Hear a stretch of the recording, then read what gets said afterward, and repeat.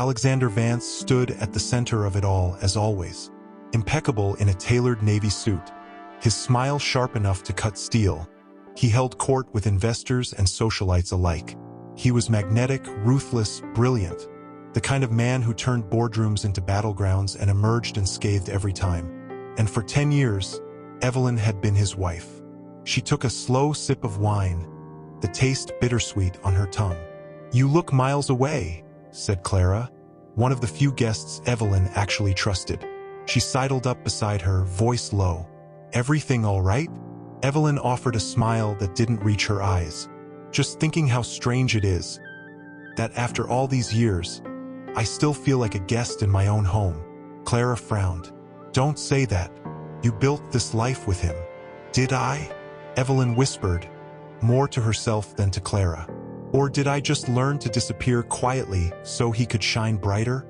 Inside, Alexander's voice rose above the chatter. Confident, commanding. "Evelyn prefers the quiet life," he said with a chuckle when someone asked about her. "She's the soul of this house. Keeps me grounded." The words should have warmed her. Instead, they settled like ice in her chest. Later that night, long after the guests had left and the staff had dimmed the lights, Evelyn found Alexander in his study. He was loosening his tie, staring at his phone with a frown. "You were wonderful tonight," she said softly, leaning against the doorframe. He didn't look up. You were present." She hesitated. "Is something wrong?" Finally, he met her gaze. His eyes, once warm enough to make her believe in forever, were distant now, calculating. "Evelyn, we need to talk." Her stomach dropped. She knew that tone. It was the same one he used before firing executives. "About what?" she asked, though she already knew. He set his phone down and walked toward her, stopping just short of touching her. "This isn't working." "What isn't?" "This." He gestured vaguely between them. "Us. You've changed. Have changed. We're out of sync." She blinked, stunned. "Out of sync?" "Alexander, we've been through everything together. The IPO, your father's funeral, my miscarriage." Her voice cracked on the last word. He flinched, but only slightly. "Exactly. Too much pain. Too much history weighing us down." "Is there someone else?" The question slipped out before she could stop it. For the first time in years, he looked away. That silence was louder than any confession. Evelyn's hands trembled, but she forced them still. She wouldn't give him the satisfaction of seeing her break. "Not yet." "So what now?" she asked, voice steady despite the storm inside. "Pack your things," he said, turning back to his desk. "I've arranged a suite at the Langham. You'll be comfortable." "Comfortable?" She let out a hollow laugh. "You're throwing me out like I'm furniture?" "I'm giving you space to find yourself," he said smoothly. "And me mine." She stared at him. The man she'd loved since she was 22. The man who'd held her through panic attacks and whispered promises against her skin in the dark. Now he couldn't even look her in the eye. "Fine," she said quietly. She turned and walked out, her heels clicking against the marble floor like a countdown. Upstairs, in the bedroom they'd shared for a decade, she opened her closet. It was full of designer gowns, cashmere coats, shoes she'd never worn. All gifts, all chosen by him. She packed one suitcase, just one. As she zipped it shut, her reflection caught in the mirror. Pale, wide-eyed, a ghost in her own life. But deep in her chest, something flickered. Not despair, not yet. Something sharper, something like fire. Certo, agora tu como narrador e storyteller desenvolva a historia sem marcacos com o nome de cada tópico que for desenvolve. Mi conti sobrio tópico tu com dialogo como seu fosso espectador. Sempre lembrando de desenvolver com muita emoco. Com muitos sentimentos de forma que a estrutura de narrativa utiliza uma linha temporal linear de modo o espectador sentir o que o personagem está sentindo amigos. Com 6.000 characters when 3 Max rain tapped against the windows of Alexander Vance's private office like whispered secrets trying to get in. Inside, the air was warm, scented with leather and sandalwood, his signature cologne. He sat behind his desk, sleeves rolled to the elbows, fingers steepled, watching her with a look that made Evelyn's stomach twist every time she remembered it. But this wasn't Evelyn. This was Lila Chen, 28, sharp-eyed, with a smile that never quite reached her pupils. She leaned against the edge of his desk, one hand casually brushing his shoulder as she handed him a file. Her nails were painted the exact shade of red Evelyn used to wear before she stopped caring about matching her polish to her lipstick. "You handled the board beautifully today," Lila murmured, voice low, intimate. "They were ready to revolt, and you just tamed them." Alexander smirked, reaching up to tuck a loose strand of hair behind her ear. "I've had practice." The gesture was casual, routine, and that was the worst part.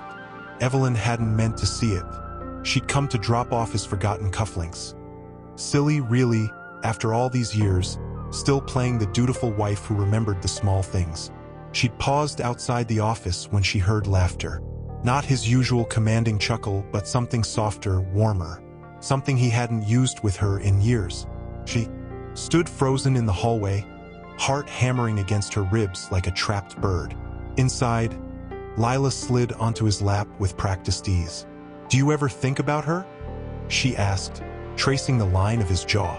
Alexander didn't flinch. "Evelyn, he exhaled, almost bored. "She's fine, quiet, predictable, safe." Safe sounds like another word for boring.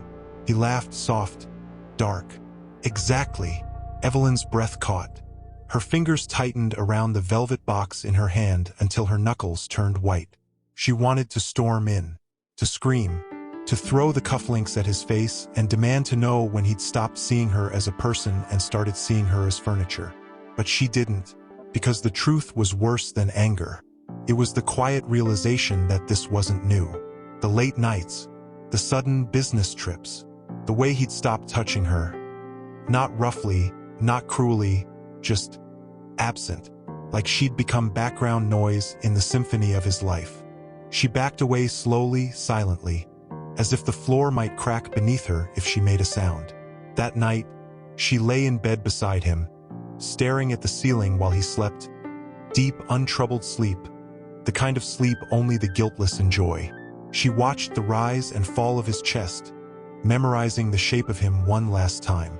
"Alexander," she whispered, so softly she wasn't sure even she heard it.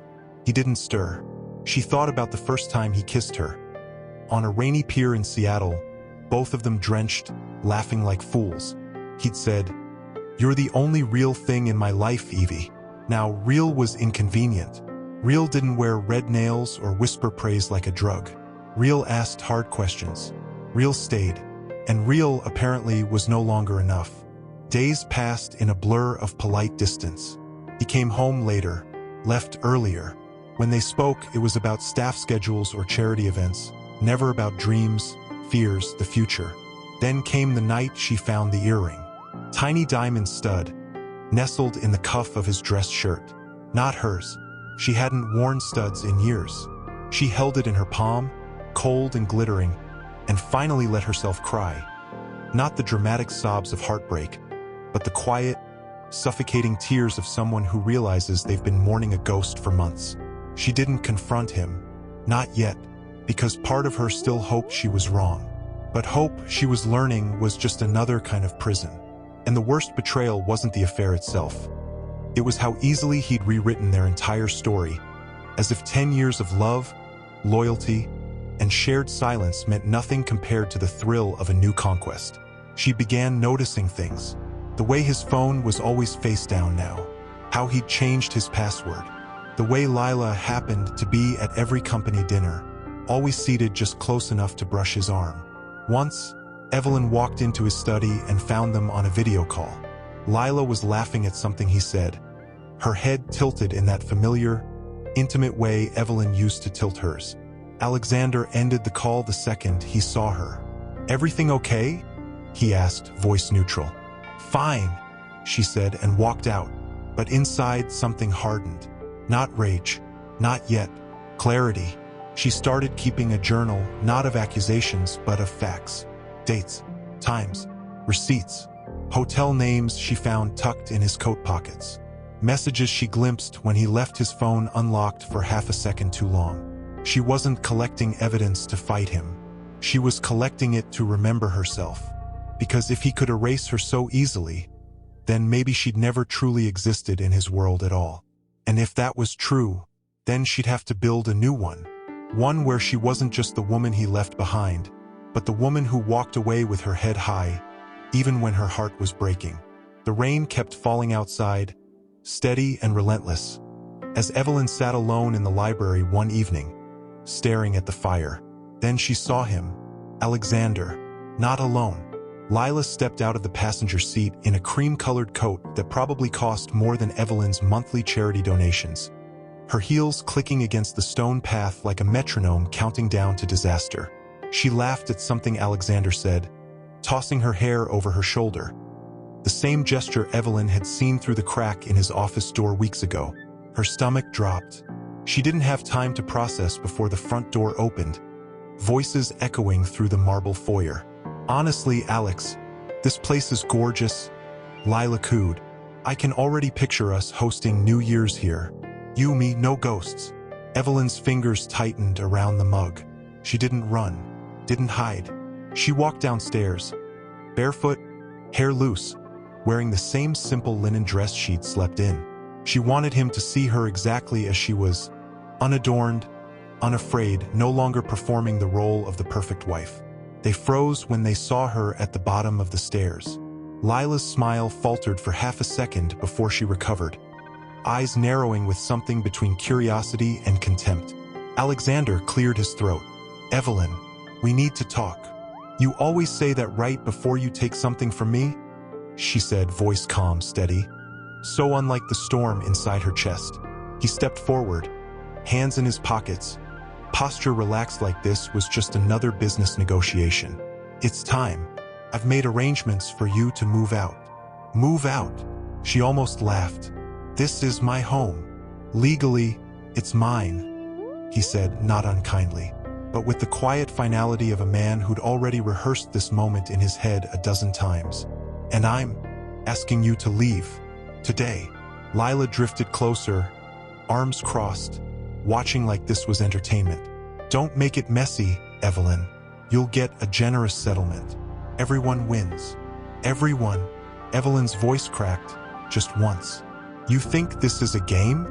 Alexander sighed, rubbing his temple like she was a minor inconvenience.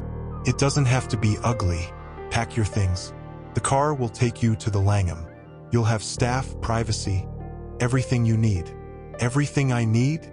She looked around, at the portraits on the wall, the piano she'd played for him on their first anniversary, the window seat where she'd cried after losing their baby. "You're giving me a hotel suite and calling it everything?" "I'm giving you dignity," he said sharply. "Don't throw it away by making a scene." A scene. As if her pain was an inconvenience. As if 10 years of love, loyalty, silence, and sacrifice could be folded into a suitcase and tucked away like last season's fashions. She turned and walked past them, toward the grand staircase. "Where are you going?" Alexander called after her. "To pack," she said without looking back. But she didn't go to their bedroom. She went to the study, the one room he never let her enter without permission. The one with the locked drawer she'd never questioned. Now she did, using the spare key she'd found months ago hidden in his golf bag, because even then, some part of her had known. She opened it. Inside, bank statements, property deeds, and a single envelope labeled contingency. She didn't read it all. Not yet, but she saw enough. Enough to know he'd been planning this for months. Enough to know he'd transferred assets, hidden accounts, even drafted a prenup amendment she'd never signed. And enough to remember the one thing he'd never known. Her aunt's inheritance wasn't just a small fortune. It was a silent empire. She walked back downstairs 20 minutes later with a single suitcase, smaller than last time. This one held only her passport, her grandmother's locket, and the deed to a private trust she'd never touched. Alexander stood in the foyer, arms crossed, impatient. Lila leaned against the grand piano. Scrolling on her phone like this was just another Tuesday. "Ready?" he asked. Evelyn stopped in front of him, looked him in the eye, really looked. Not with anger, not with tears, with quiet, unshakable certainty. "You think you're erasing me," she said softly, "but you're just making space for who I'm about to become." He frowned. "What's that supposed to mean?" She smiled, just a flicker, sad and sharp. "You'll see." Then she walked out. The driver held the car door open. She slid in without a word. As the gates closed behind her, she didn't look back. But in the rearview mirror, she watched Lila step into her house. Her life, wearing her husband's smile like a borrowed dress. And Evelyn whispered, so low only she could hear, "Enjoy it while it lasts," because she already knew. Her phone buzzed on the nightstand. A text from Clara. "I heard. Are you okay?" She didn't answer. Instead, she opened her laptop, her old one, the one Alexander never bothered to notice, and typed in a password she hadn't used in years. Aunt May 1947. The screen flickered, then loaded. Private banking portal. Her Aunt May, eccentric, reclusive, brilliant, had left her more than money. She'd left her control. A trust structured so tightly that not even a forensic accountant could trace it without Evelyn's biometric signature. And the best part? It was held offshore, in a jurisdiction Alexander's lawyers wouldn't even think to check. She scrolled through balances, property holdings, silent shares in real estate funds. Enough to buy the mansion 10 times over. But money wasn't the point. It never had been. The point was that he'd looked at her and seen nothing. A shadow, placeholder. And now that shadow was about to step into the light with teeth. A knock at the door startled her. She tensed. "Who is it?" "Room service," a muffled voice said. She hadn't ordered anything. Cautiously, she approached, peering through the peephole. A uniformed staff member stood there, holding a silver tray with a covered dish and a single envelope. Heart pounding, she opened the door just a crack. "Compliments of the house, ma'am," the attendant said, offering the tray. She took it, eyes locked on the envelope. The moment the door clicked shut, she tore it open. Inside, a note in elegant script. "Some doors close so better ones can open." M. May had been dead for 3 years, but her lawyer, Martin Reeves, was very much alive. And he'd been watching. Evelyn dialed the number at the bottom of the note with trembling fingers. It rang once, twice, then, "Ms. Vance, I've been expecting your call." She swallowed. "You knew." "I knew he'd do this," Martin said, voice gravelly with age and regret. "Your aunt made me promise I'd wait until you were ready. Not until you were hurt, but until you were awake." Tears finally pricked her eyes. Not from sadness, from fury, from the crushing weight of being seen, truly seen, by someone who was already gone. "I'm awake," she whispered. "Good," Martin said, "because the mansion just hit the market. Alexander's empire is cracking. His CFO leaked internal audits. The board's panicking. He's liquidating assets, fast." Evelyn stood, walking to the window. Below, the city pulsed with possibility. "How fast?" she asked. 48 hours, Martin said. "After that, it goes to auction. But if you move now, you could own it before he even realizes it's gone." She closed her eyes, saw the marble floors, the library where she'd read alone for hours, the garden where she'd once planted roses he never noticed. "He threw me out like I was nothing," she said, voice low and steady. "And now," Martin replied, "you'll walk back in as the owner." She hung up. Then she called her bank. Then her lawyer. Then a real estate agent who owed her a favor. By dawn, the wheels were turning. But exhaustion hit like a wave. She sank onto the couch, wrapping herself in a thin hotel blanket, staring at the ceiling. For the first time in years, she let herself remember the night she lost their baby. She'd been 8 weeks along, woke up bleeding. Alexander had held her hand at the hospital, silent, jaw clenched. Later, he'd poured 2 glasses of whiskey and said, "We'll try again," but they never did. Not because she didn't want to, because he'd stopped looking at her like she was someone worth building a future with. Now, alone in this sterile room, she pressed a hand to her stomach. Not in grief, but in resolve. She wouldn't build a future with him. She'd build one over him. Her phone buzzed again. This time, it was a news alert. Vance Capital under investigation amid fraud allegations, she smiled. Not cruelly, just finally. Outside, the sun rose over the city, painting the sky in hues of fire and gold.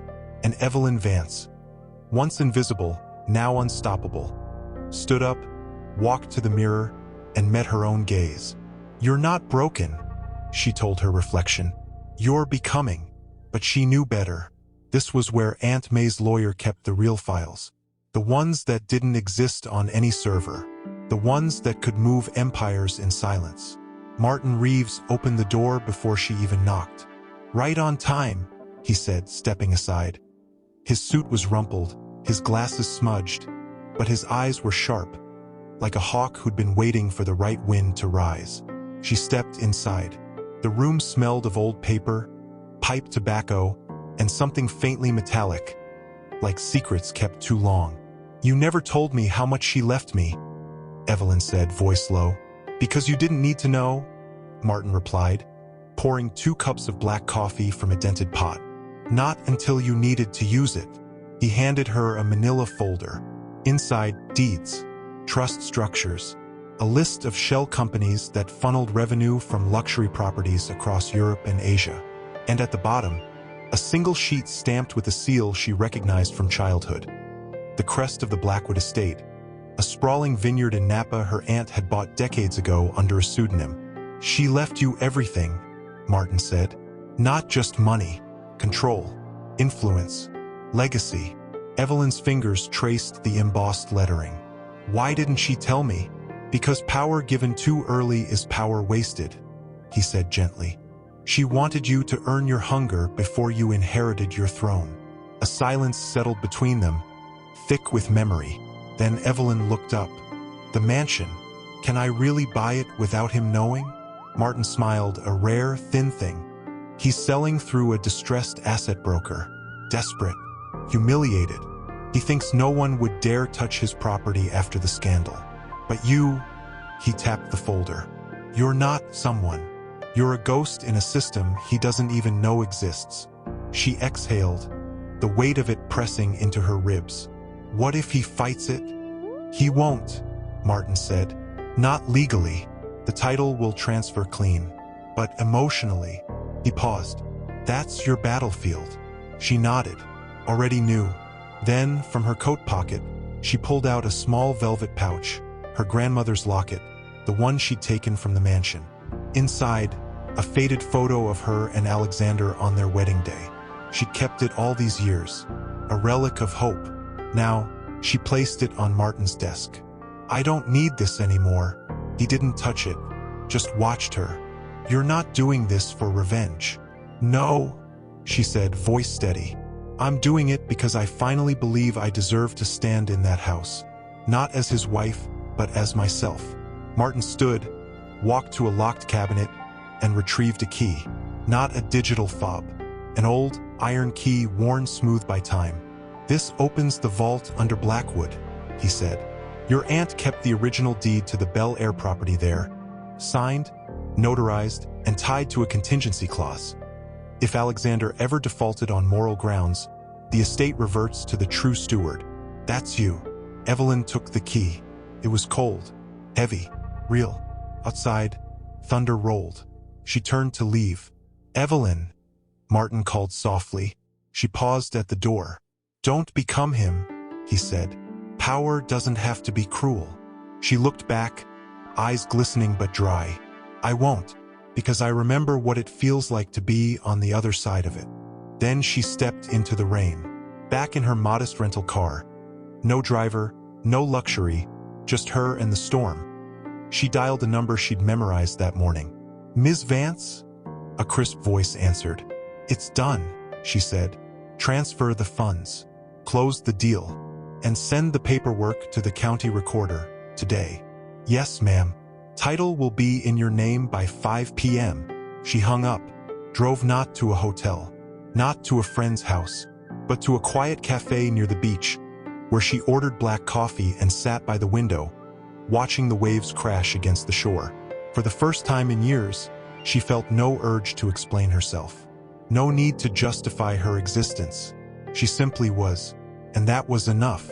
Her phone buzzed. A news alert. Vance Mansion listed for emergency sale. Buyer anonymous. She smiled into her cup. Let him wonder. Let him panic. Let him realize too, late, that the woman he discarded was the one holding the keys to his entire world. As dusk fell, she drove back toward Bel Air. Not to the gates, not yet, but to a hill overlooking the estate. There it stood, white columns, manicured hedges, the terrace where she'd once watched the sunset, feeling like a ghost in her own life. Now, she whispered to the wind, soon, not with malice, with quiet, unshakable truth, because the greatest revenge wasn't destruction. She hadn't slept. Not really, just dozed in the back of her car, wrapped in the same blanket from the Langham, dreaming of marble floors and empty rooms echoing with ghosts. But this wasn't a dream. This was strategy. And today the game changed. Her phone buzzed. A text from Martin. Title recorded. Official as of 7:03 a.m. He won't find out until his broker calls. You have a window, maybe 6 hours. 6 hours. Enough time to walk through her own home like a stranger. Enough time to reclaim what was hers, not with rage, but with presence. She pressed the intercom at the gate. A voice crackled through. Yes, Evelyn Vance, she said, calm, clear. I'm here to collect my things. Silence. Then, Mr. Vance said you weren't allowed on the property. She almost smiled. Tell him I'm not asking for permission. Pause. Muffled voices. Then the gate groaned open. She walked up the driveway slowly, heels clicking against wet stone, each step heavier than the last. The house loomed ahead, majestic, indifferent, still dressed in the illusion of Alexander's power. But the truth was already inside the walls, waiting. The front door opened before she reached it. Lila stood there in silk pajamas and bare feet, hair tousled, eyes narrowed. You've got some nerve showing up here. I live here, Evelyn said simply. Lila scoffed. Not anymore. Alex owns this place. And he's done with you. Is he? Evelyn tilted her head, stepping past her into the foyer as if she belonged. Which, of course, she did. Where is he? Golfing, trying to salvage what's left of his reputation. Lila crossed her arms, voice dripping with false pity. You really should have taken the settlement and disappeared. Now you just look pathetic. Evelyn turned, meeting her gaze. Not with anger, with something far more dangerous. Certainty. Tell me, Lila, when he throws you out, will you also think it's because you weren't enough? Or will you finally see it's because he doesn't know how to love anyone but himself? Lila flinched. Before she could respond, Evelyn walked toward the grand staircase. You can't just wander around. Lila called after her. I can, Evelyn said without looking back. Because this is my home. She went straight to the study, the same room where she'd found the locked drawer, the same desk where Alexander had planned her erasure. Now she sat in his chair, opened his laptop, still logged in because arrogance made men careless, scrolled through his emails, saw the panic, buyer unknown, title transferred, no recourse. Good. Let him feel the ground vanish beneath him. She pulled out her own phone and dialed the property management firm she now owned through a silent holding company. Ms. Blackwood? The manager answered, using her aunt's alias, the one only Martin and a handful of lawyers knew. It's time, Evelyn said. Send the team this afternoon. Change the locks, update the security codes, and inform all staff that their employment continues under new ownership, effective immediately. Yes, ma'am. She hung up. Then she walked to the library, the room where she'd spent countless nights reading while Alexander worked late, or so he claimed. She ran her fingers along the spines of books she'd chosen, arranged, loved. A noise behind her. Lila stood in the doorway, arms crossed, but her confidence was fraying at the edges. What are you doing? Remembering, Evelyn said softly. This is where I learned to stop waiting for him to see me. You're acting like you still own this place. Evelyn turned, eyes steady. I never stopped. Lila laughed, but it was brittle. Please, you left with one suitcase. You're living in some cheap motel. The Langham isn't cheap. Evelyn interrupted gently. But I'm not there anymore. Where are you then? Evelyn smiled. A real one, quiet and unshakable. Where I've always been, in control. Before Lila could reply, Evelyn walked past her, down the hall to the master suite. Their suite. She opened the closet, saw her dresses still hanging, discarded, forgotten, but not gone. She took one. A deep emerald gown she'd worn to their 5th anniversary. Never worn again because he'd said it aged her. She draped it over her arm. Then she went to the safe behind the painting, the one he thought only he knew about. She typed in the code, 0719, their wedding date, clicked open. Inside jewelry, passports, cash, and a small velvet box. She opened it. Her wedding ring. She stared at it for a long moment, then closed the box, left it there. Some things weren't worth carrying. As she stepped back into the hallway, her phone rang. It was Alexander. She let it ring, then again, and again. On the 4th call, she answered. Evelyn. His voice was tight, strained. What the hell is going on? Who bought the house? She walked to the terrace, where the city stretched out below, glittering and vast. I did, she said. Silence. Thick, disbelieving. You're lying. No, she said softly. I'm just finally telling the truth. Another pause. She could hear his breath. Shallow, panicked. You can't do this. I already have. He exhaled sharply. What do? You want? Money? Publicity? To humiliate me? No, she said, watching a bird soar over the hills. I want you to understand something. What? That you didn't break me, she said, voice clear as glass. You just woke me up. She ended the call, turned off her phone, and stood there, in the sunlight, on the terrace of the home she'd reclaimed, not through vengeance, but through the quiet, relentless power of knowing her own worth. Behind her, Lila watched from the window, face pale, and for the first time, Evelyn saw not a rival but a warning. He stood near the pool, tuxedo sharp, smile polished, holding a flute of champagne as investors and sycophants circled like sharks sensing blood, but too afraid to strike. Lila clung to his arm in a dress that cost more than most people's rent, laughing too loudly at his jokes, eyes darting nervously toward the gates every few seconds. Because they all knew, the buyer was anonymous. The title had transferred. The staff had been quietly rehired under new management. And yet, Alexander refused to leave. This is my house, he told his lawyer that morning, voice trembling with fury. She can't just walk in and take it. But legally, she already had. And emotionally, she was about to do something far worse than take it. She was going to return, not in secret, not in shame, but as its owner. At exactly 8:17 p.m., the wrought iron gates groaned open. A black town car rolled up the drive, slow, deliberate, like a queen arriving at her coronation. Conversation faltered, glasses stilled. Alexander turned, frowning. Then he saw her. Evelyn stepped out alone. No entourage, no dramatic music, just her, wearing a tailored ivory suit, hair swept into a low chignon, eyes calm as still water. In one hand, she held a single manila envelope. In the other, nothing. She didn't need armor. She was the reckoning. Lila's grip on Alexander's arm tightened. What is she doing here? He didn't answer. His face had gone pale. Evelyn walked through the crowd like a ghost no one dared touch. They parted for her instinctively, as if her presence carried its own gravity. She stopped 10 feet from him. Silence stretched, thick and suffocating. Then, softly, "You didn't think I'd come back, did you?" Alexander forced a laugh, but it cracked at the edges. "This is a private event, Evelyn.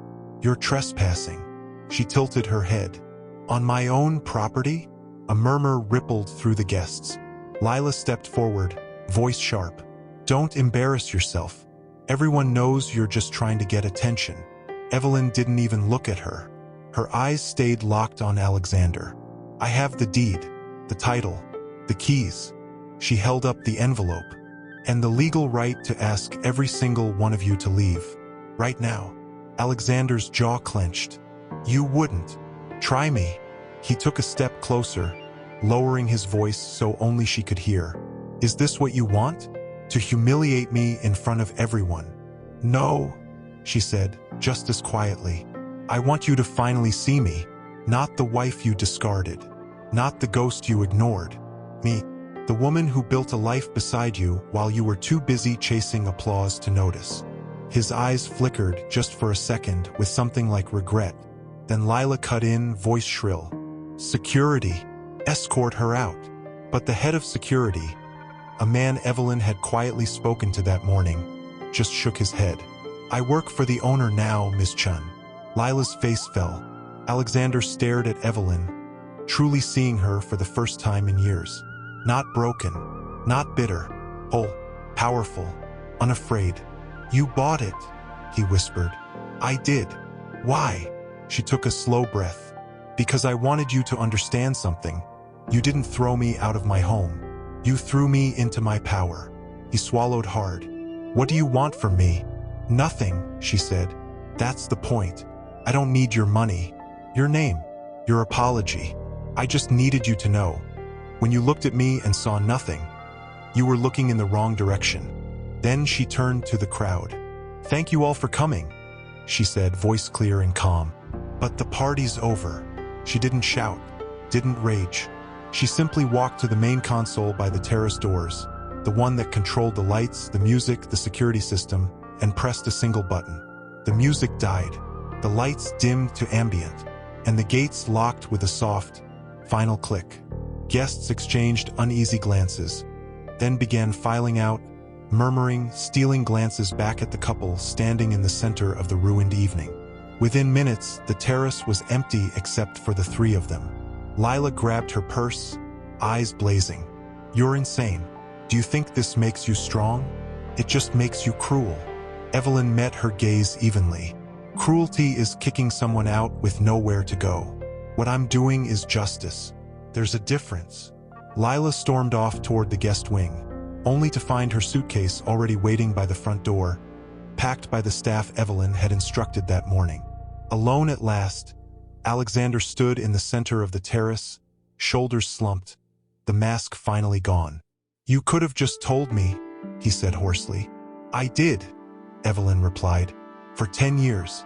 You just never listened. She turned to leave. Evelyn. She paused but didn't look back. Will I see you again? She thought of the woman she'd been, the one who waited by the window, who folded his shirts, who believed love meant silence. No, she said softly, but you'll see what I became. And with that, she walked through the empty mansion, not as a guest, not as a ghost, but as its true owner leaving. Behind the man who once thought he could erase her. But she wasn't alone for long. Footsteps echoed on marble, slow, heavy, reluctant. Alexander stepped inside, his tuxedo jacket gone, tie loosened, eyes bloodshot.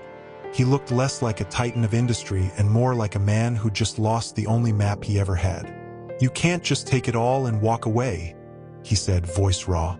I didn't take it, she replied without turning. I reclaimed it. There's a difference. He let out a bitter laugh. Semantics. You humiliated me in front of everyone who matters. No, she said, finally facing him. I exposed you to yourself. That's not humiliation. That's clarity. He flinched as if struck. For a long moment, neither spoke. The space between them crackled with everything unsaid. Years of silence, missed chances, quiet betrayals. Then he stepped forward, desperation bleeding through his voice. Evelyn, please, just tell me what you want. Money? I'll double the settlement, triple it, a public statement, anything. She shook her head, almost sad. You still don't get it. I don't want your money. I don't want your deals. I don't want you. His breath hitched. Then why are you doing this? Because you made me invisible? She said, voice trembling. Not with anger, but with the weight of truth. You looked at me every day for 10 years and saw a placeholder, a decoration, a woman who existed only to make your life smoother, your image brighter. And when someone younger, shinier came along, you tossed me out like yesterday's news. He opened his mouth to argue, but she raised a hand. Don't, she said softly. Don't insult me with excuses. I've heard them all in my head for months. It wasn't personal. You changed. We grew apart. But none of that matters now. What matters is that I finally saw myself clearly, and you never did.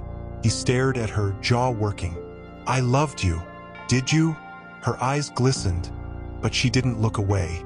Or did you just love the idea of me? The quiet wife who never asked for more? The one who never challenged you, never demanded your real attention? That wasn't love, Alexander. That was convenience. He turned away, running a hand through his hair. So this is it? You're just erasing me? No, she said, stepping closer. I'm erasing the version of me that let you define her worth. And you? You get to decide who you become now, without me, without this house, without the illusion that power makes you untouchable. He looked back at her then, really looked, and for the first time she saw fear in his eyes. Not of losing the mansion, but of losing himself. What happens now? He whispered. You leave, she said. By sunrise, all your things will be packed. Your accounts frozen until legal review. But you'll have enough to start over if you choose to. And Lila? She's already gone, Evelyn said. She took what she could carry and left before the gates locked. Guess she realized you were a sinking ship. A harsh laugh escaped him. And you? You're just going to live here, alone.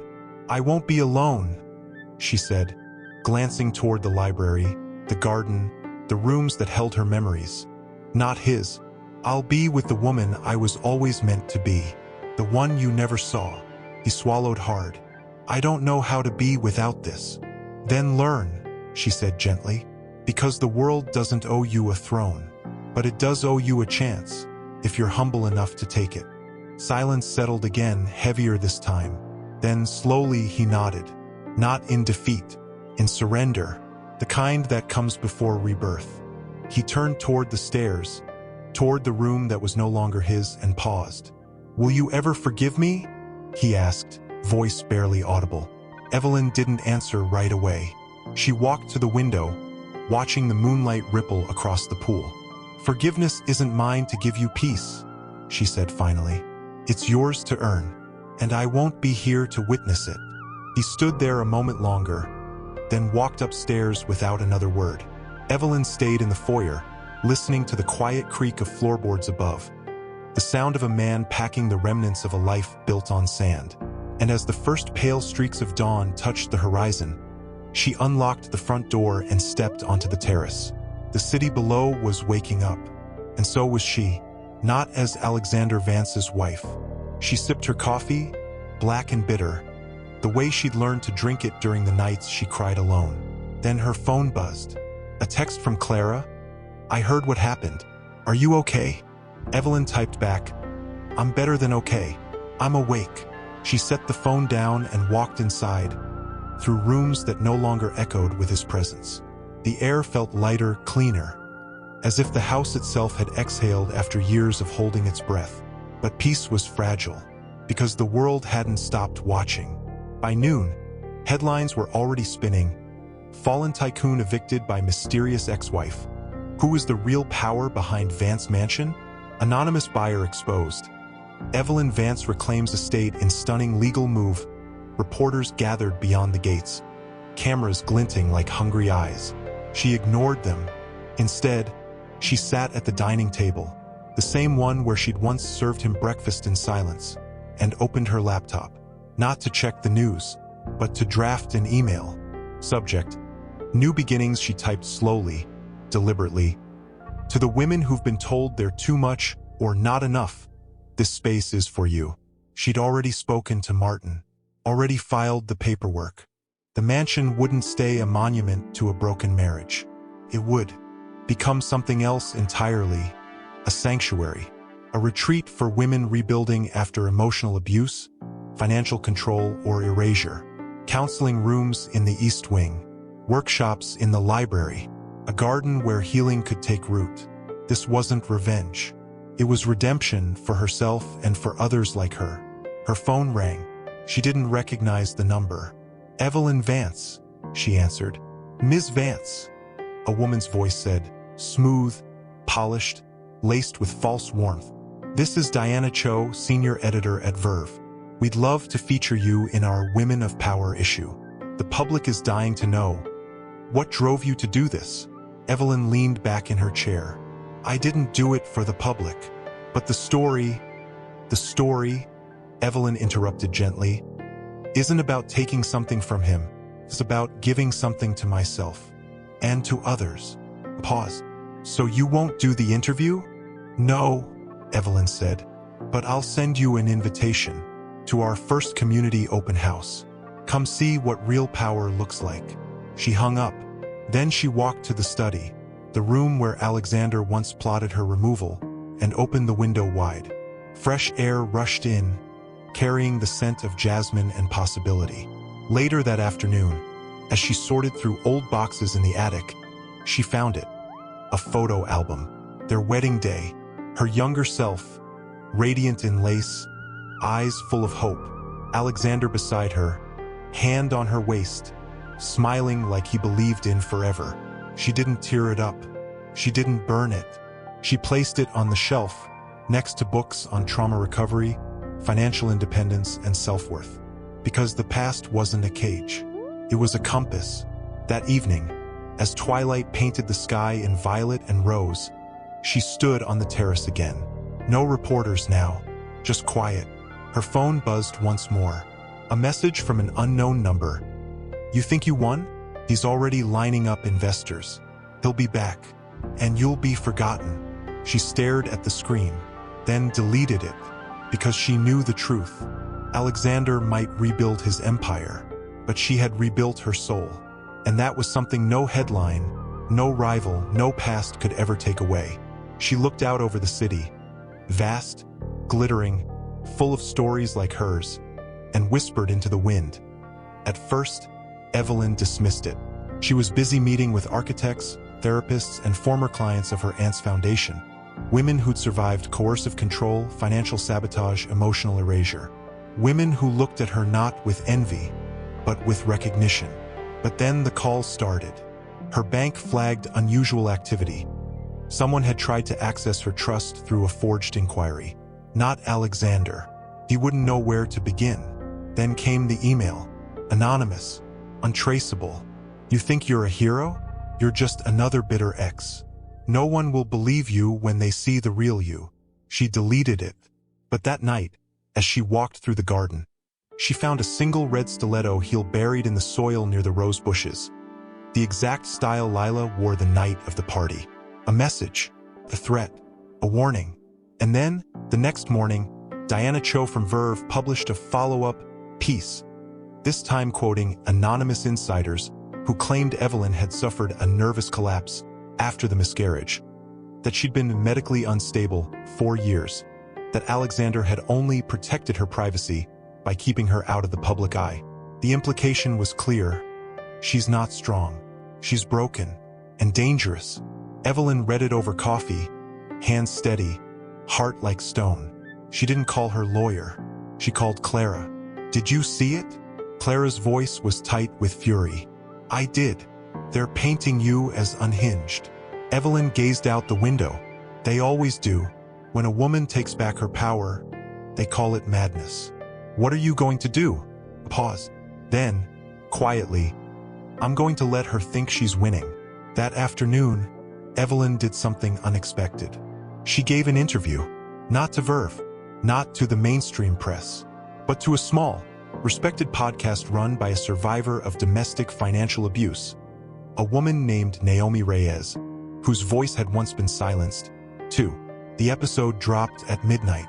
No dramatic music, no rehearsed lines, just Evelyn speaking softly, honestly, about the slow erosion of self in a marriage where love was conditional on silence. I didn't buy the mansion to hurt him, she said, voice calm but raw. I bought it to prove to myself that I still existed, that I was more than the space he left behind.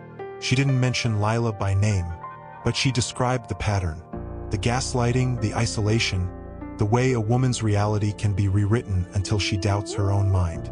By dawn, the episode had been shared over 200,000 times. And then Lila made her move. Evelyn was in the library, reviewing floor plans for the new counseling wing, when her assistant rushed in. Ms. Vance, there's a woman at the gate. Says she's with City Life magazine. Claims she has exclusive photos of you during your breakdown. Evelyn didn't flinch. Let her in. Minutes later, Lila stepped into the library, dressed in a sharp white suit, hair perfect, smile razor thin. She held a tablet like a weapon. Surprised to see me? Lila asked, eyes scanning the room like she was already planning its demolition. No, Evelyn said, setting down her pen. I've been expecting you. Lila smirked. He told me you'd try something like this. Playing the victim. Rewriting history. I'm not rewriting anything, Evelyn said. I'm just finally telling it. Lila stepped closer, voice dropping to a hiss. You think you're so noble? You humiliated him. You took everything. And for what? To turn his home into some charity case for damaged women. Yes, Evelyn said simply. For women like me. Like you, if you ever wake up. Lila's mask slipped. Just for a second. A flicker of panic. Don't pretend you care about me. I don't, Evelyn said. But I care about the woman you'll become if you keep choosing men like him. Lila's hand tightened around the tablet. I have photos, Evelyn, from the hospital. After your miscarriage, you were not well. And I have a source who says you refused treatment, that you became paranoid, obsessive. Evelyn stood slowly, then published them. Lila blinked. What? Go ahead, Evelyn said, walking toward her. Show the world a grieving woman who lost her child and her husband in the same year. Show them how he left her alone in that pain. And then show them how she rose anyway. She stopped inches away. But ask yourself this, Lila. When he discards you, who will believe your truth? The woman who helped destroy another, or the one who rebuilt from the ashes? Lila's breath hitched. Her confidence wavered, because she knew, deep down, that Alexander had already started texting other women, that her time was running out. You're bluffing, she whispered. Evelyn smiled, sad, knowing. No, I'm just done being afraid. She turned and walked to the door, then paused. Oh, and the gate code changes tonight. Don't come back. Lila stood frozen, the tablet suddenly heavy in her hands, because for the first time she saw it. Evelyn wasn't the villain in this story. She was the warning. And as Evelyn disappeared down the hall, Lila realized, with a cold twist in her gut, that the real power wasn't in taking. It was in refusing to be broken. It's happening faster than we thought. She set down her pen. How bad? Worse. He exhaled sharply. Vance Capital stock just plummeted 38% in pre-market trading. The SEC filed an emergency motion to freeze 3 of his offshore accounts. And his biggest investor, Reynolds Group, just pulled out entirely. Evelyn's pulse quickened, but her voice stayed calm. Why now? Because someone leaked the internal audit, Martin said. Not just the fraud, the shell companies, the fake invoices, the money funneled to Lila's consulting firm. It's all over Bloomberg. She closed her eyes. Alexander hadn't just been reckless. He'd been rotting from the inside. And the mansion? She asked. Still yours, Martin said firmly. Legally bulletproof. But Evelyn, he's desperate. And desperate men do dangerous things. As if on cue, her phone buzzed with a call from an unknown number. She answered. Silence. Then, a voice hoarse, stripped bare. Evelyn. Alexander. She didn't speak. I didn't know about the audit leak, he said quickly. I swear. Someone inside. They're trying to bury me. Maybe you buried yourself, she said quietly. I'm losing everything, he whispered. My name, my company, Your reputation? She finished. Or your illusion of control? He didn't answer. Rain began to fall outside, soft at first, then harder, matching the rhythm of her heartbeat. Why are you calling me? She asked. A long pause. Then, so low she almost missed it. Because you're the only one who ever saw me clearly. The words hit her like a physical blow. Not because they were true, but because they were too late. I saw you, she said, voice trembling despite herself. But you never let me know you. You only let me serve you. I was afraid, he admitted raw. Afraid that if you saw how broken I really was, you'd leave. And now I have, she said gently. So what's left? Silence again. Just the sound of rain and distant thunder. Then, can I see you? Just once? Not to fix anything. Just to say goodbye properly. She looked out the window, at the garden she'd replanted, the terrace where she'd stood alone and found her strength. No, she said, his breath caught. Not because I hate you, she continued, but because I finally love myself enough to protect my peace. Goodbye, Alexander. She ended the call, set the phone down, and let the rain wash over the silence. But the storm wasn't over.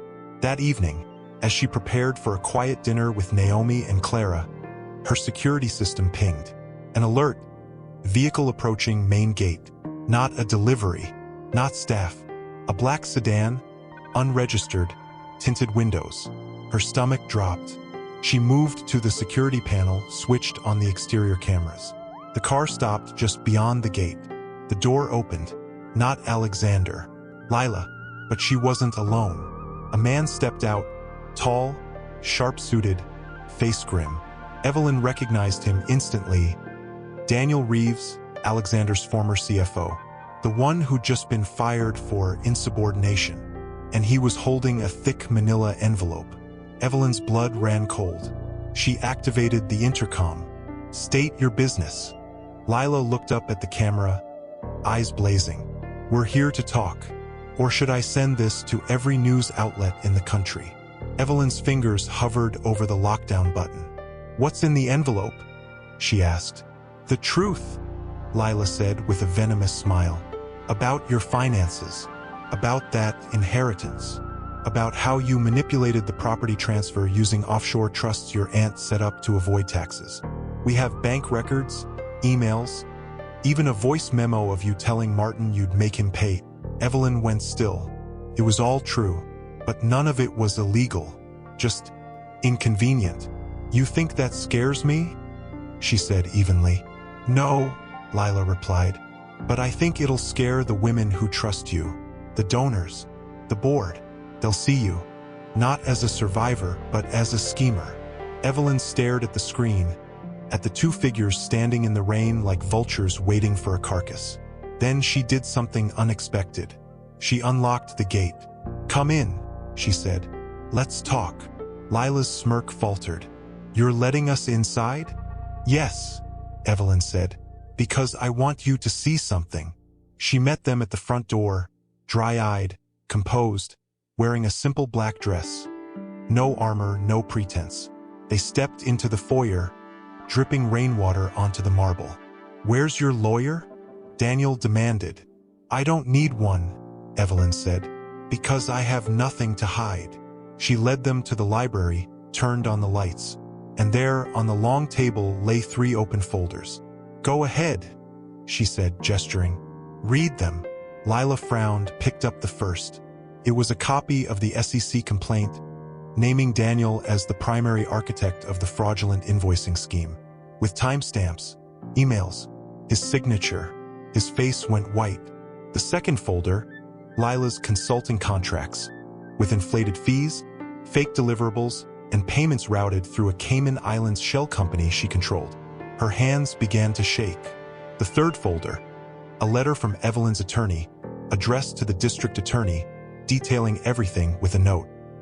To be released only if Ms. Vance is defamed or threatened. You were going to destroy me, Evelyn said softly. So I prepared to destroy you back, but I didn't send it, because I'm not you. She looked at Lila. You think power is about control. But real power is about choice. And I choose not to become what I fought so hard to escape. Lila stared at her, tears mixing with rain on her cheeks. Why are you showing us this? Because I want you to understand, Evelyn said. You can walk away now, or you can try to burn me down and watch yourself go up in flames. Silence. Then Daniel turned and walked out without a word. Lila stood frozen, clutching the wet envelope. Finally, she dropped it on the floor. I didn't know, she whispered. Now you do, Evelyn said. Lila turned and followed Daniel into the rain. Evelyn closed the door, walked to the window, watched them drive away, and knew this wasn't the end. But it was the turning point. She poured herself a glass of water, her hands steady now, and walked to the terrace. The city lights shimmered through the mist, distant and indifferent. She exhaled, letting the night swallow the last remnants of adrenaline. But peace, she was learning, was never permanent. Her phone buzzed on the table. Not a call, a message from a number she hadn't seen in years. Heard what's happening. If you're willing to talk, I'm at the Grove. 1 hour. No name, but she knew. Marcus Thorne, Alexander's oldest friend, his first investor, the man who'd stood beside him at their wedding, clinking glasses with a quiet warning in his eyes. Don't take her for granted, Alex. Women like her don't come twice. Alexander hadn't listened, but Marcus had watched. Always. Evelyn hesitated. She didn't trust easily, not anymore. But something in the brevity of the message, the lack of flourish, felt genuine. She changed into a dark coat, slipped on ankle boots, and left without telling anyone. The Grove was quiet at this hour, just a few late diners and couples strolling under string lights. Marcus sat at a corner table, back to the wall, hands wrapped around a steaming mug. He looked older, wearier, his silver hair catching the soft glow of the lanterns. He stood when he saw her. You came, he said, voice rough with surprise. I'm curious, she replied, sitting across from him. Why now? He didn't offer pleasantries, just looked at her, really looked, with the same quiet intensity he'd always had. Because I owe you an apology. She raised an eyebrow. You didn't betray me. No, he said, but I stayed silent. And silence, Evelyn, it's complicity. She studied him, the lines around his eyes, the weight in his shoulders. This wasn't the polished financier she remembered. This was a man carrying guilt. Alexander's unraveling, he said. Not just financially, spiritually. He called me last night drunk, desperate. Said he finally understands what he lost. But it's too late for him to fix it. Then why are you here? She asked softly. Because I believe in redemption, Marcus said. Not his, yours. She frowned. I'm not the one who needs it. Aren't you? He leaned forward. You've built something beautiful here, a sanctuary, a second chance for women like you. But Evelyn, are you letting yourself heal? Or are you just building walls so high no one, including you, can get in? Her breath caught. She looked away at the distant trees swaying in the breeze.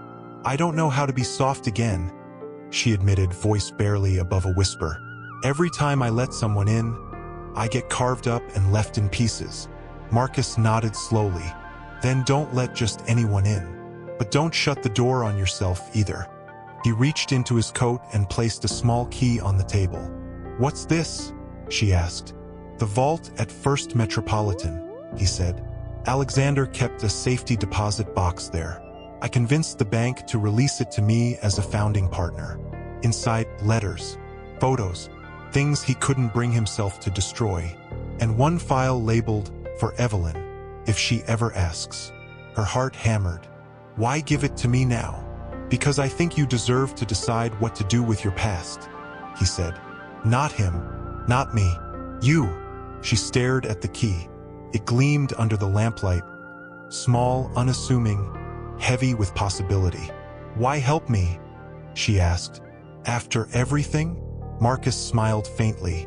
Because 10 years ago, you handed me a cup of tea at 2 a.m. when I showed up at your door after my wife left.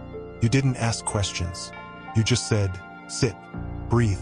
You're not alone. I never forgot that. Tears pricked her eyes, but she blinked them back. I'm not that woman anymore, she said. Yes, he said gently. You're stronger, but you're still kind. Don't lose that. They sat in silence for a long moment. Then she picked up the key. Thank you, she said. He stood, buttoning his coat. One more thing. She looked up. If you ever need an investor for your foundation, consider me first. Not out of pity, out of respect. She nodded, throat tight. He walked away, disappearing into the night. Evelyn sat alone, the key cold in her palm. She didn't open the box that night. She went home, placed it in the drawer of her nightstand, and lay in bed staring at Evelyn had spent weeks preparing. Not just the house, but herself. She'd met with survivors, therapists, legal advocates. She transformed the grand ballroom into a space of soft light and open conversation. No champagne towers, no glittering facade, just long tables, warm bread, and chairs arranged in circles, so everyone could see each other's eyes. And she'd sent one invitation she never thought she'd send. To Alexander, not out of forgiveness, not out of hope, but because the story wasn't finished until he faced what he'd done. Not in private shame, but in the presence of those who'd been shaped by his choices. He came, not in a tailored suit, but in a simple navy blazer, hair unstyled, eyes shadowed with exhaustion. He stood at the edge of the terrace, hesitant, like a ghost unsure if he was welcome in the world of the living. Evelyn saw him from across the room. She didn't approach. She let him come to her. When he finally did, he stopped a few feet away, hands in his pockets, gaze fixed on the floor. You didn't have to invite me, he said quietly. I didn't invite you for you, she replied. I invited you for her. She nodded toward a woman in her late 30s sitting near the fireplace. Soft-spoken, eyes alert, wearing a bracelet engraved with the date she left her abusive husband. She read your interview, Evelyn said. The one where you called emotional control just how some marriages work. She needed to hear you say it wasn't true. Alexander swallowed hard. I didn't know how much it hurt. No, Evelyn said gently. You just didn't care to look. Silence stretched between them, but it wasn't hostile. It was honest. Then, from the center of the room, Naomi stood. Friends, she said, voice calm but commanding. Tonight isn't about blame. It's about truth. And sometimes, truth needs witnesses. She turned to Evelyn. Would you share your story? Evelyn nodded. She didn't walk to a podium. She simply stood where she was, near the French doors, moonlight spilling around her like a halo. I spent 10 years loving a man who only loved the idea of me. She began, voice clear, steady.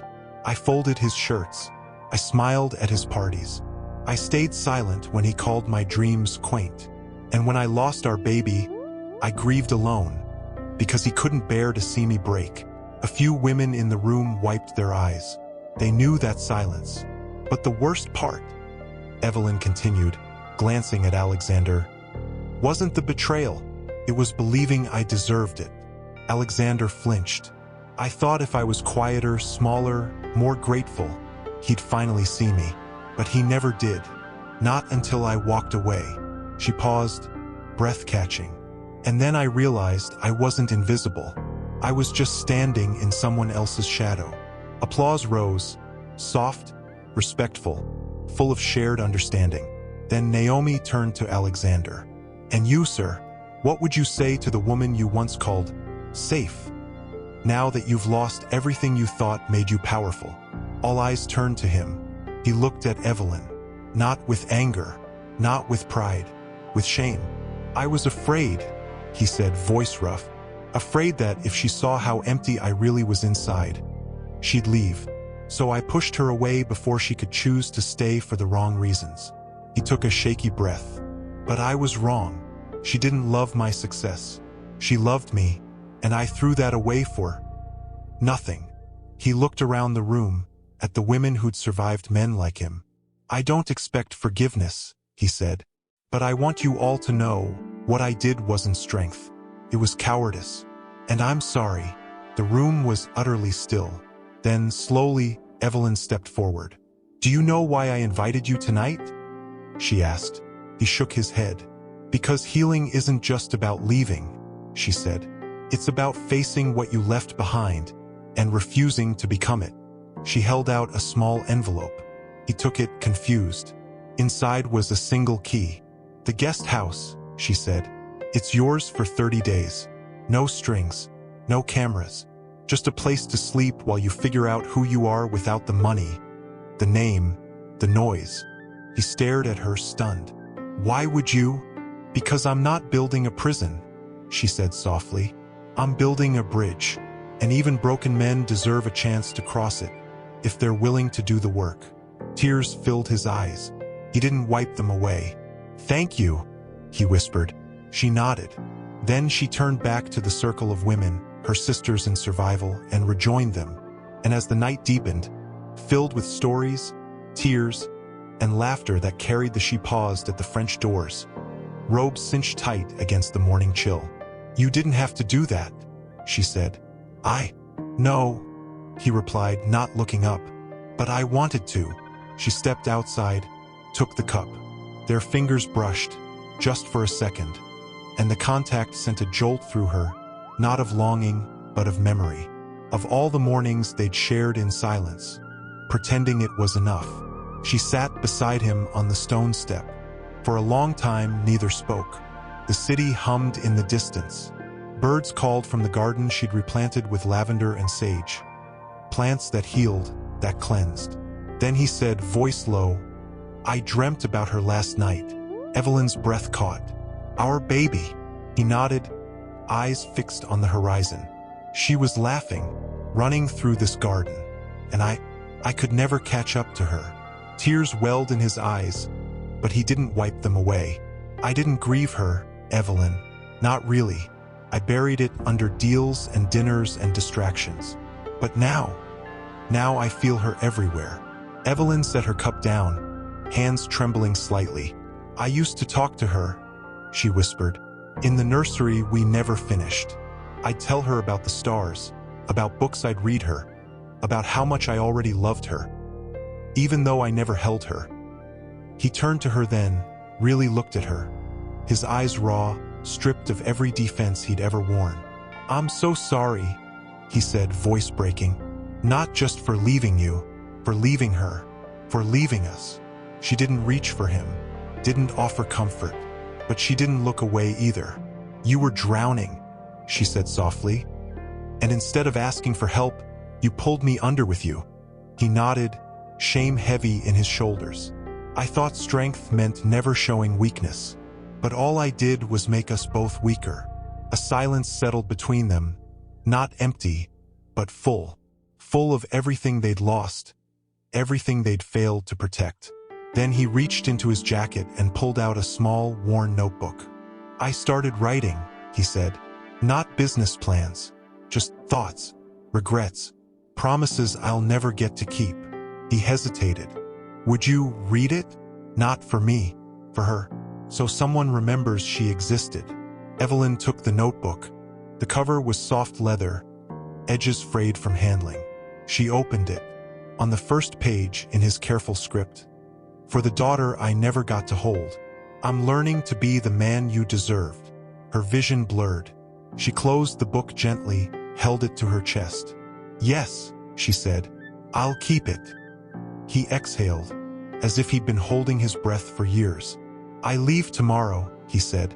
Marcus offered me a job entry-level in Portland. No title, no spotlight, just work. She looked at him. Will you go? I have to, he said.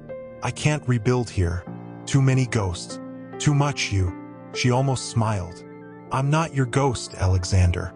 I'm your lesson. He nodded slowly. And I'll carry you with me, not as my wife, but as the woman who showed me what real strength looks like. They sat in silence again, watching the sun climb higher, painting the sky in gold and rose. Then, quietly, he asked, Do you think she'd be proud of us? Our daughter. Evelyn closed her eyes, felt the morning breeze on her skin. I think she'd want us to be kinder, she said. to others, to ourselves. He reached out then, not to touch her, but to place his hand over hers where it rested on the notebook. Just for a moment. Then he stood. "I won't say goodbye," he said, "because I don't believe this is the end of us. Just the end of who we were." She looked up at him, this man who had shattered her, and in doing so, forced her to become whole. "Then go," she said softly, "and be better." He nodded, turned, and walked down the path, not looking back. Evelyn stayed on the steps, the notebook warm in her hands, the sun rising over them. One evening, as she reviewed grant applications by the fireplace, her phone rang.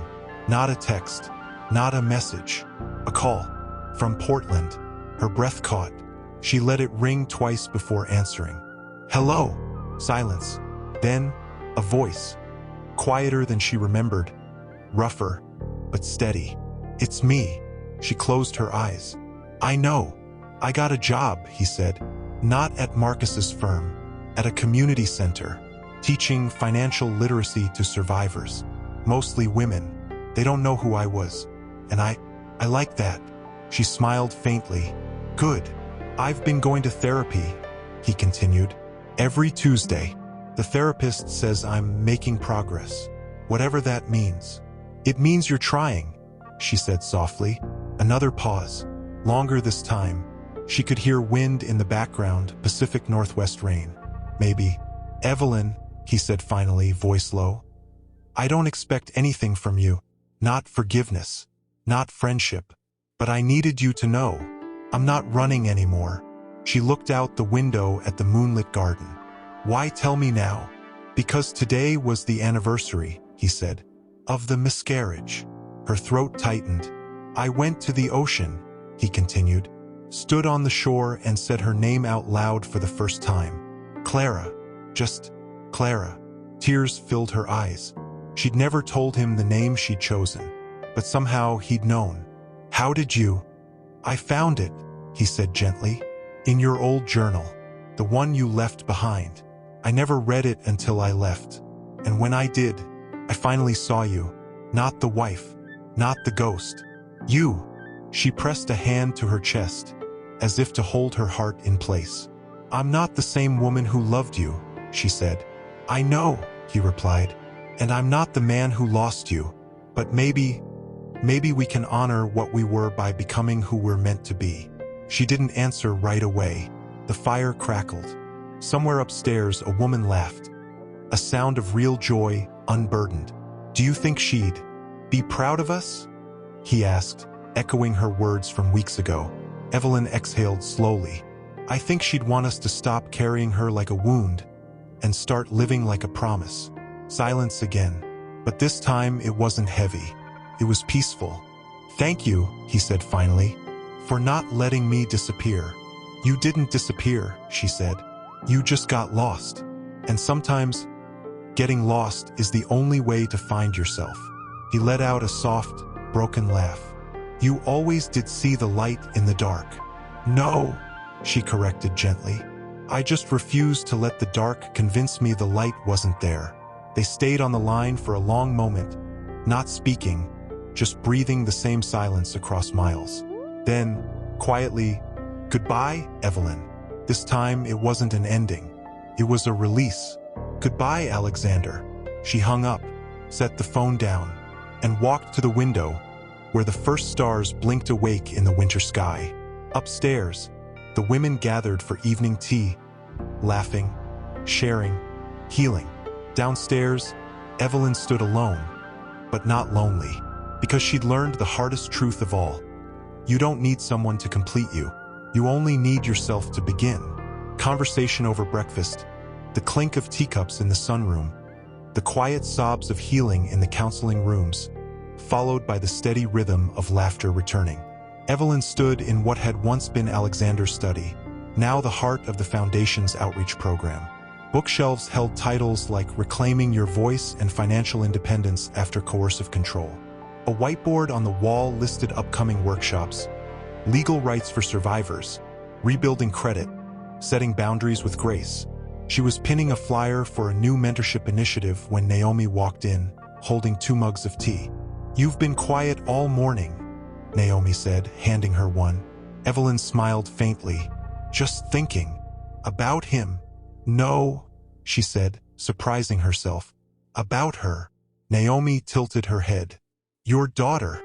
Evelyn nodded, fingers tracing the edge of the flyer. "I used to think honoring her meant carrying grief like a stone in my chest. But now, I think it means building something beautiful in her name." Naomi leaned against the desk. "Like this place. Like this place," Evelyn said softly. "Every woman who walks through these doors carries a piece of her. Not because they lost children, but because they almost lost themselves, and chose to come back." She turned to the window, where a group of women sat in the garden circle, sharing stories under the new pergola. "I used to believe this house was a monument to what I lost," she said. "Now I see it's a sanctuary for what I found." Naomi was quiet for a moment. Then, the board approved the expansion. "We can take in twice as many women next quarter." Evelyn's eyes lit up. The East Wing, already being renovated, and Marcus doubled his donation, said he wants to fund a scholarship in your aunt's name. Evelyn shook her head, touched. "He didn't have to. He says you gave him back his conscience," Naomi replied with a small smile. Later that afternoon, Evelyn walked through the newly dedicated Clara Garden, a quiet corner with a stone bench, a small fountain, and a plaque that read simply, "For every life that changed the course of another." She sat, running her fingers over the cool stone. Footsteps approached, light, hesitant. A young woman stood at the edge of the path, early 20s, eyes wide with uncertainty. She wore a faded hoodie and clutched a duffel bag like it was the only thing holding her together. "Hi," she said, voice barely above a whisper. I got your letter from the shelter. Said I could come." Evelyn stood, gentle but steady. "You're safe here." The girl Mia, her file said, nodded, tears welling. "He told me no one would believe me, that I was nothing without him." Evelyn stepped closer. "Then let me be the first to tell you, you are everything." She led Mia inside, through the sunlit halls, past rooms filled with women knitting, journaling, talking, living. In the kitchen, Clara, the house manager, named not by coincidence, greeted them with warm soup and a soft smile. "Welcome home," she said. Mia looked around, overwhelmed. "This is real." "It is," Evelyn said, "and it's yours for as long as you need it." That night, as Evelyn prepared to leave for the evening, she paused at the front door. The mansion glowed behind her, windows lit like stars, voices weaving through the air like a lullaby of resilience. She didn't own this place to keep others out. She owned it to let them in. And in doing so, she'd finally let herself in too. She walked down the driveway, not looking back, but feeling the weight of the house. Not as a burden, but as a promise. The city stretched before her, vast and humming. But for the first time, she didn't feel small within it. She felt part of it. Not Alexander Vance's wife. Not a victim. Not even just a survivor. But a builder. A beacon. A beginning. He no longer wore designer suits. His shoes were scuffed. His hair was shorter, his posture less rigid. He carried a worn leather satchel instead of a briefcase. And his hands, once used to signing million-dollar deals, now handed out printed worksheets and brewed coffee for women who'd once been told their voices didn't matter. Inside, the room was warm, lit by soft overheads and the glow of laptops. A whiteboard read, "Your money, your power." He took his place at the front, not as a lecturer, but as a guide. "Tonight," he began, voice quieter than it used to be, "we're talking about credit rebuilding, not because your past defines you, but because your future deserves a clean slate." A woman in the back raised her hand. "What if the debt's in my ex's name, but he ruined my score anyway?" Alexander nodded. "Then we fight back, legally, patiently, and you won't be alone." He'd learned that last part the hard way. After the call with Evelyn, something in him had shifted, not dramatically, but deeply. He stopped checking stock prices, stopped scrolling through headlines about who was rising or falling. Instead, he started listening, really listening, to the woman who'd fled with her kids and $37 in her pocket, to the college student whose boyfriend had maxed out her cards as a joke, to the widow whose husband had hidden every asset until she was left with nothing but bills. Their stories didn't mirror Evelyn's exactly, but they echoed it, and in those echoes, he heard his own voice. Cold, dismissive, certain that control was the same as care. He'd been wrong, so terribly wrong. After class, as he wiped down the whiteboard, a young staffer approached. "Hey, Alex, there's a call for you. From California." His heart skipped. Only one person called him Alex. He stepped into the hallway, phone pressed to his ear. "Evelyn." "Hi," she said, voice calm, warm. "I didn't wake you, did I?" "No, just finishing up." He leaned against the wall, rain tapping the window behind him. "How are you?" "Good," she said. "Really good. We just welcomed our 50th resident this week." He smiled faintly. "That's incredible." "It is, and I have something to tell you." He tensed. "What is it?" "A woman came in last month, early 30s, sharp, quiet, brilliant with numbers. She said she used to work in corporate finance, left after her boss stole her ideas, then tried to ruin her reputation when she spoke up."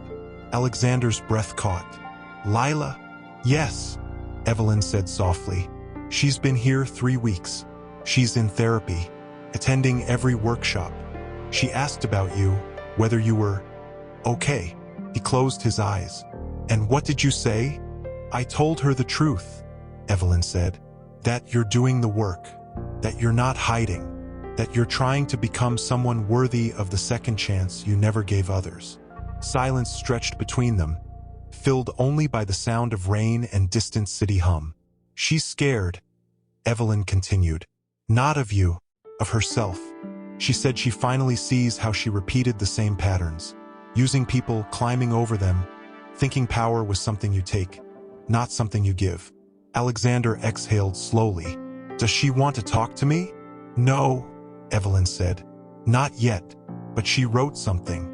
Asked me to pass it along if I thought you'd understand." A pause. Then, gently, she said, "Tell him I'm sorry I helped break what he couldn't see was already whole." Alexander's throat tightened. He looked down at his hands. Hands that had signed divorce papers, thrown away a decade of love, chased illusions of control. "I'm sorry too," he whispered. Evelyn was quiet for a moment.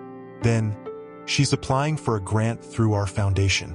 Wants to start a nonprofit helping women in finance reclaim their careers after workplace abuse." He almost laughed, bitter, amazed. "She's really changing. People can," Evelyn said, "if they're willing to face the truth." He leaned his forehead against the cool glass. "Do you think she'll ever forgive herself?" "Maybe not," Evelyn said. "But maybe she doesn't need to. Maybe she just needs to choose differently from now on." He nodded, though she couldn't see him. "Thank you," he said, "for telling me, for not shielding me from it." "I'm not your protector anymore," she said, voice kind but firm. "But I'm not your enemy either, and neither is she. We're all just learning." He closed his eyes. "I miss you, Evelyn." "I know," she said softly, "but you don't miss me. You miss the peace you felt when you finally stopped running. And that peace is still there, inside you. You just have to keep choosing it." He swallowed hard. "I am." She wore no designer dress, no borrowed elegance. Just jeans, a soft sweater, and the silver locket she'd stopped hiding. The one with the tiny engraving on the back. "I am enough." She'd added those words herself, the night she signed the deed to the foundation. Her phone buzzed in her pocket. A message from Marcus. "Board meeting went perfectly. They've approved the national expansion. You'll be opening 3 new houses by next spring. You've built something historic, Evelyn." She smiled, but didn't reply right away, because the real victory wasn't in scale. It was in the quiet moments. Like yesterday, when Mia, the girl who'd arrived trembling with a duffel bag and a shattered spirit, had stood before the group and said, "I got my first paycheck today, in my name, all mine." Or last week, when Lila, now going by her full name, Li Wei, had video called from San Francisco to share that her nonprofit had secured its first major grant. "I named it Clara Initiative," she'd said, eyes glistening. "I hope that's okay." Evelyn had simply replied, she'd be proud. Now, as the sun climbed higher, casting gold across the garden she'd replanted with her own hands, Evelyn walked inside, not to an office but to the library, where a small group gathered for the weekly Letters to Ourselves circle. Naomi looked up as she entered. "We were just about to start." Evelyn sat cross-legged on the rug beside a woman named Rosa, who'd fled an arranged marriage at 19 and was now studying law. "Today's prompt," Naomi said gently, "is, who were you before they told you who to be?" Silence settled, thick with memory. Then Rosa spoke first. "I was a girl who loved physics, who asked too many questions. They called me difficult, so I stopped asking." Mia whispered, "I was funny." Before he said laughter made me seem unserious. Now I'm relearning how to giggle without guilt. One by one, they shared, not as victims, but as archaeologists, carefully unearthing the selves that had been buried under years of shoulds and shames. When it was Evelyn's turn, she didn't speak right away. She looked out the window, at the stone bench in the Clara garden, at the vines climbing the pergola, at the front gate where she'd once stood as a ghost and now walked as a guardian. "I was a woman who believed love meant silence," she said finally, voice steady but tender. "Who thought if she just loved harder, stayed quieter, gave more, she'd finally be enough." She paused, fingers brushing the locket at her throat.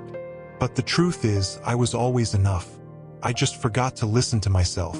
Tears shimmered in the room, but no one wiped them away. Here, tears weren't weakness. They were witnesses. Later, as the group dispersed, Naomi lingered. "You've changed," she said softly. Evelyn raised an eyebrow. "Haven't we all?" "No," Naomi said, smiling. "You've stopped introducing yourself as Alexander Vance's ex-wife. Now you just say, 'I'm Evelyn,' and that's all anyone needs to know." Evelyn looked down, surprised to find her eyes wet, because she hadn't even noticed. She'd stopped defining herself in relation to him. Not in anger, not in sorrow, not even in triumph. She was simply herself. Full, flawed, free. That evening, as she locked up the mansion, now bustling with life, light, and purpose, she paused at the gate. Package sat on the bench. No return address, just her name handwritten in a script she recognized. Her breath caught. She opened it. Inside, a hardcover book. Plain cover. No title. She flipped it open. On the first page, in Alexander's handwriting, "For Evelyn, the woman who taught me that power isn't taken. It's reclaimed and shared and never, ever wasted." Beneath it, a note. "My memoir, not about business, about becoming human. The advance goes to your foundation. No publicity, no interviews, just truth." She held the book to her chest, heart full, not because he'd written it, but because he'd finally understood what she'd always known. Her story was never about him. It was about her, and she was still writing it. She walked back inside, the book cradled like a promise. Upstairs, women sang softly in the common room, a song of their own making, and Evelyn, once invisible, now unshakable, climbed the stairs to join them. She wore no jewelry except the locket, now worn smooth from touch, and a simple linen dress the color of dusk. In her hand, she held Alexander's book. She hadn't read it yet, not because she was afraid, but because she wanted to wait for the right moment, the moment when she could read it not as a chapter of her past, but as a footnote to her future. A breeze stirred the jasmine vines, carrying the scent of earth and memory. She walked to the edge of the terrace, where the city glittered below like scattered stars. Once, she'd looked at that view and felt small, like a speck in someone else's empire. Now she saw it differently, not as a kingdom to conquer, but as a world full of women just like her, waiting, breaking, rising. Footsteps sounded behind her, soft, familiar. Naomi joined her, holding 2 mugs of chamomile tea. "They're all settled in," she said, handing one to Evelyn. "Even Rosa let someone braid her hair tonight. Said it reminded her of her little sister." Evelyn smiled. "Progress isn't always loud." "No," Naomi agreed. "Sometimes it's just a braid, or a shared meal, or a woman saying her name without flinching." They stood in silence for a while, watching the sky deepen from gold to violet. Then Naomi asked, "Did you read it?" Evelyn glanced at the book in her hands. "Not yet. Are you going to?" "I think so," she said, "but not because I need to know what he says about me. I already know the truth. I lived it." "Then why keep it?" Evelyn turned the book over in her hands. "Because it's proof that people can change. Not perfectly, not magically, but honestly. And if one woman reads it and thinks, maybe I'm not doomed to repeat this, then it's worth something." Naomi nodded slowly. "You've let go, haven't you?" Evelyn looked out at the horizon. "I didn't let go of him.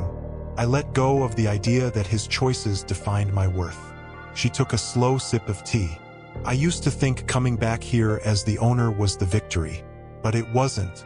The real victory was realizing I didn't need to own a mansion to own myself." Below, laughter rose from the garden. Light, unburdened, real. Evelyn closed her eyes and let it wash over her. Then, quietly, "Do you ever wonder what would have happened if I'd stayed?" "Every survivor does," Naomi said gently. "But the question isn't what if. It's what now." Evelyn opened her eyes. "What now is this?" She gestured to the house, the garden, the women inside. "This is my legacy. Not his money, not his name. This." Naomi squeezed her arm. "You gave them a home." "No," Evelyn corrected, voice thick with emotion. "They gave me one."